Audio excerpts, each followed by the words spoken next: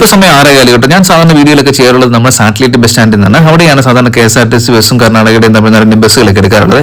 ഇപ്പോൾ നമ്മളുള്ളത് ഹൊസൂറിലാണ് കേട്ടോ. ഹൊസൂർ എന്ന് പറഞ്ഞു കഴിഞ്ഞാൽ തമിഴ്നാട്ടിലെ അത്യാവശ്യം നല്ല മെച്ചപ്പെട്ട ഒരു സിറ്റി തന്നെയാണ് കേട്ടോ. ബാംഗ്ലൂരിലേക്കുള്ള കവാടം എന്ന് നമുക്ക് പറയാൻ പറ്റും. നിങ്ങൾ നമ്മുടെ ബാംഗ്ലൂർക്കൊക്കെ വരുന്ന വണ്ടികളൊക്കെ നോക്കി കഴിഞ്ഞാൽ ഹൊസൂർ ബാംഗ്ലൂർ എന്നാണ് പറയാറുള്ളത്.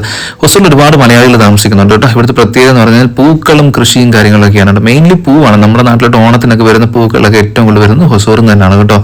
അപ്പോൾ ഹൊസൂർ ബസ് സ്റ്റാൻഡ് വന്നതിന്റെ കാര്യം എന്താണെന്ന് ചോദിച്ചു കഴിഞ്ഞാൽ ആവശ്യം ഉണ്ടായിരുന്നു. അപ്പോൾ വന്നു കഴിഞ്ഞപ്പോഴത്തേക്കും അവിടെ കുറേ പ്രൈവറ്റ് ബസ്സിനെ കണ്ട് കേട്ടോ. അവിടുത്തെ പ്രൈവറ്റ് ബസ്സുകൾ എന്ന് പറഞ്ഞാൽ നമ്മുടെ നാട്ടിലെ പോലെ യൂണിഫോം കളറൊന്നുമില്ല കേട്ടോ. അവർക്ക് ഇഷ്ടമുള്ള ഡിസൈനാണ് അടിച്ചുപെട്ടിരിക്കുന്നത്. ഓരോ ഡിസൈനും ഓരോ ബസ്സിനും പ്രത്യേക ഡിസൈൻ കേട്ടോ.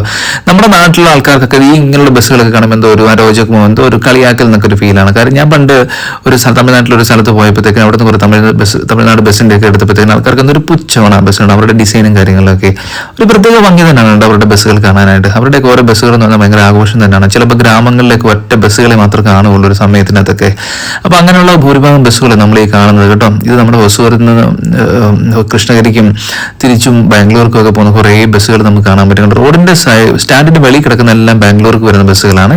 സ്റ്റാൻഡിനകത്ത് കയറുന്ന ബസ്സുകളൊക്കെ തമിഴ്നാടിന്റെ മറ്റു പല ഭാഗങ്ങളിലേക്ക് കൃഷ്ണഗിരി, സേലം, ദിണ്ടിക്കൽ അങ്ങനെ ആ ഒരു ഭാഗങ്ങളിലേക്കൊക്കെ പോകുന്ന ബസ്സുകളാണ് കേട്ടോ.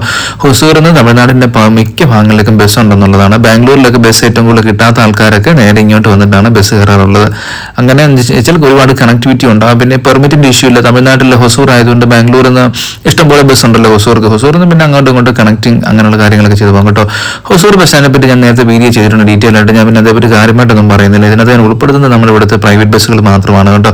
നമ്മുടെ കേരളത്തിൽ പോലല്ല കേട്ടോ. ഇവിടുത്തെ പ്രൈവറ്റ് ബസ്സുകൾ എണ്ണത്തിൽ കുറവാണെങ്കിലും ഉണ്ടല്ലോ ഇവർ നല്ല ലാഭത്തിൽ തന്നെയാണ് ഓടുന്നത്. ലാഭത്തിൽ എന്ന് പറഞ്ഞു കഴിഞ്ഞാൽ നമ്മുടെ നാട്ടിലെ പ്രിയദർശിനി പോലുള്ള സർവീസുകളൊക്കെ അവിടെ ഉണ്ടെങ്കിലും അത്ര വലിയ കൂടിയ അളവിലൊന്നും ഇല്ല കേട്ടോ. വളരെ ചുരുക്കം ചില ബസ്സുകൾ പിങ്ക് ബസ്സുകളിനകത്ത് മാത്രമേ ഉള്ളൂ സ്ത്രീകൾക്ക് സൗജന്യം കൊടുത്തിരിക്കുന്നത്.